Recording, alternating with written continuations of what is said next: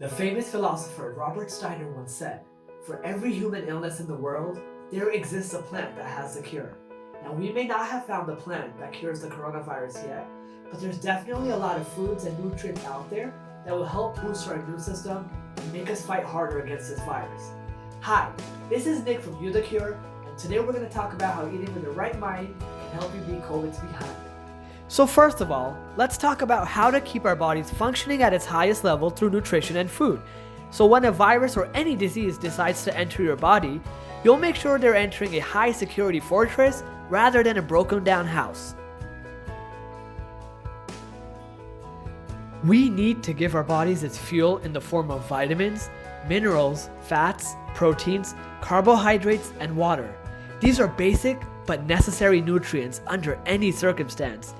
There are dietary guidelines on how much one requires daily according to the World Health Organization and the National Institute of Aging through various food sources and supplementation. If you require a personalized diet plan through food, which incorporates all your daily dietary needs, please comment below or email us.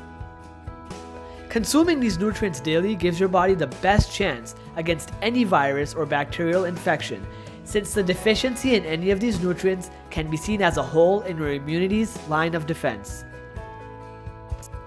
Ultra-processed foods are foods that go through forms of processing so they can last on shelves for an extended period of time, can be eaten on the go, and have very low cost ingredients.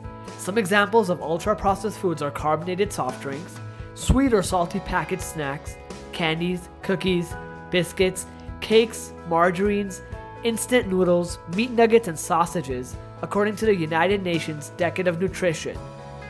According to the Journal of Nutrients, ultra-processed foods negatively disturb our body's probiotics, which play a large part in maintaining a healthy immune system.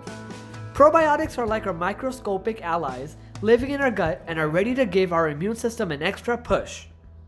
We're not even talking about cigarettes specifically, but any type of smoking should be avoided at this time. One of the deadliest symptoms of the coronavirus is pneumonia, which reduces lung function and makes breathing laborious. So why would you put your lungs at risk by smoking? Not only does smoking weaken your lungs, but it also increases your risk of infections by weakening your immune system, according to multiple studies done at the Academy of Chinese Medical Sciences.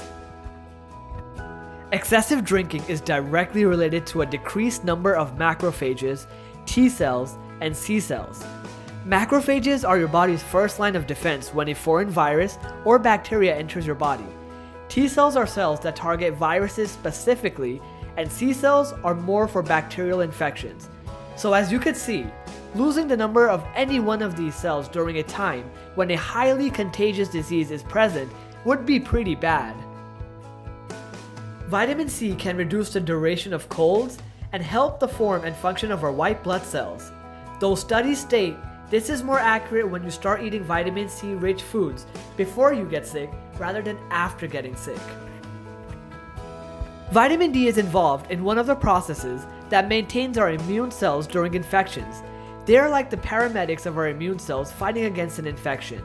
A systematic review in the British Journal of Nutrition suggests that supplementation of vitamin D may help prevent upper respiratory infections as well.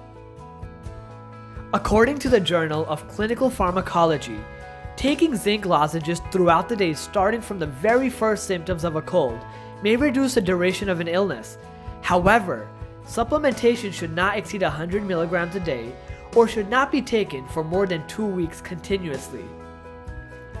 Elderberries have shown to reduce symptoms of the flu and cold and also pack a high amount of vitamin C and antioxidants, according to the Journal of Nutrients. Juices and supplements of elderberries can be found online or at health food stores. You can even prepare your own elderberry juice if you have some berries laying around, but make sure to boil the berries first before juicing them, since eating them raw can cause nausea. Echinacea has shown promise in reducing the risk and duration of upper respiratory infections, as stated in the Journal of Infectious Disease. Echinacea may interact with other medications though, so ask your doctor before taking echinacea, or actually any supplement for that matter. Garlic is probably one of the oldest and most widely used antiviral superfoods out there, and a study in the Journal of Immunology Research backs that up. Garlic, in supplement form or raw, has shown to stimulate our immune cells to help fight against viruses and also has an anti-inflammatory benefit. What's the deal with hydroxychloroquine?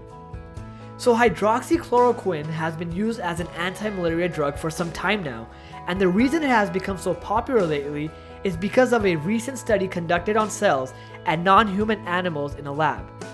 In the study posted in the Cleveland Clinic Journal of Medicine, hydroxychloroquine created a less acidic environment in the cells, which makes replication of the coronavirus very difficult. This is great news. The only problem is, there hasn't really been human studies yet which prove anything, and taking a prescription drug without proper testing can be dangerous and even life-threatening. In theory, if human testing goes well, we can have a cure to this disease much sooner than anyone expected, but until then, taking hydroxychloroquine may be more dangerous than helpful. Diet and nutrition are incredibly important when dealing with an infection like the coronavirus. This is why I challenge all of you to try one of these superfoods and to stay away from 2 of those foods to avoid that I discussed in this video. And as always, remember, you're the cure.